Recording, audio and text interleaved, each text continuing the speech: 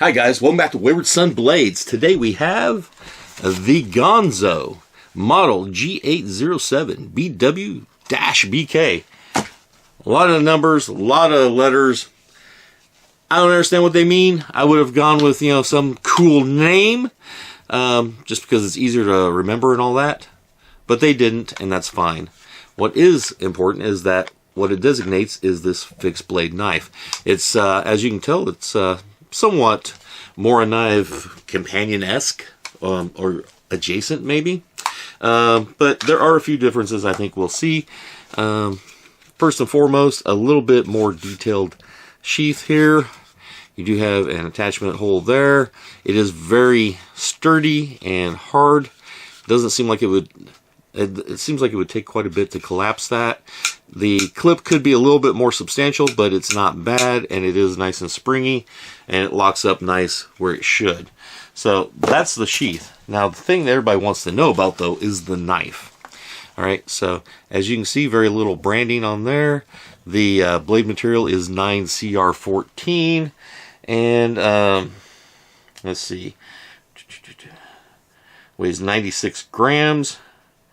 And the weight for the whole thing is 126 grams. So there you go. 9CR14. I'm not going to lie to you and tell you that it's a super steel or anything. It's not the worst steel you can get, but you can get better. But for a knife of this style and the intended purpose, and trying to keep the price point where it is, it's not a bad steel to have. For something like this, if you go above D2, you probably just in it for doing it just because you can.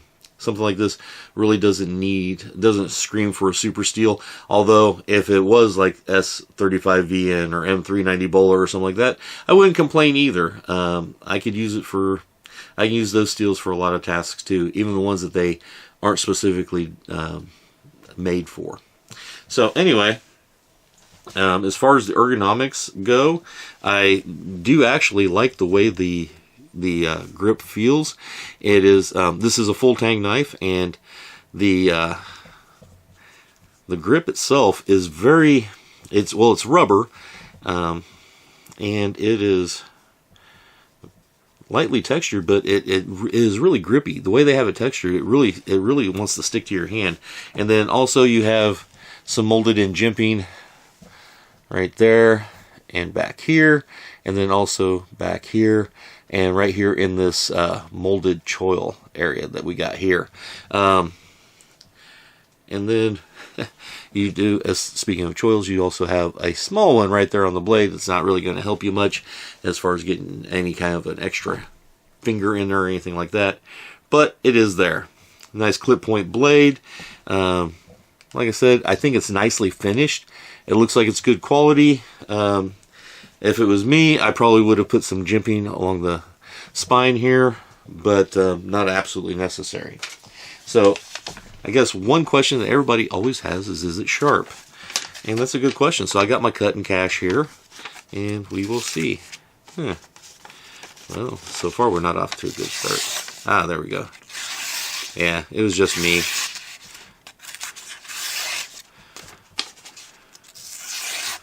So, starting back here, it's pretty sharp. Starting in the middle, it's pretty sharp. And then let's see what we got up here. Alright, so, and that's not unusual. Up toward the clip, up here toward the tip, I should say, it's not quite as sharp as it is elsewhere, but it doesn't really have to be right there. But as you can see, it's plenty sharp. It's not the sharpest knife I've ever handled, but at this price point, which, YouTube's kind of crazy. I know on the gun side, they really don't like us talking about prices or where you can get stuff. So I'm going to just assume that they feel the same way about knives and hedge my bets. So all I can tell you is, if you look up Ganzo, you'll notice that they are very budget friendly. But also all the Ganzos I've handled, including this one, seem to be really good quality. There's not a lot of fancy features on this or anything to talk about.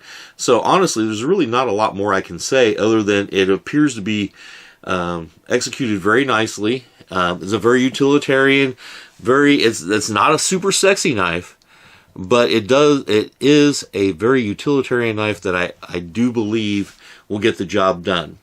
Are there more expensive options out there? You betcha. Are there cheaper ones? Sure. But for the price point this is a very well executed knife, and that's what Ganzo's kind of been making a name for themselves, is giving you good quality knives at a good quality price.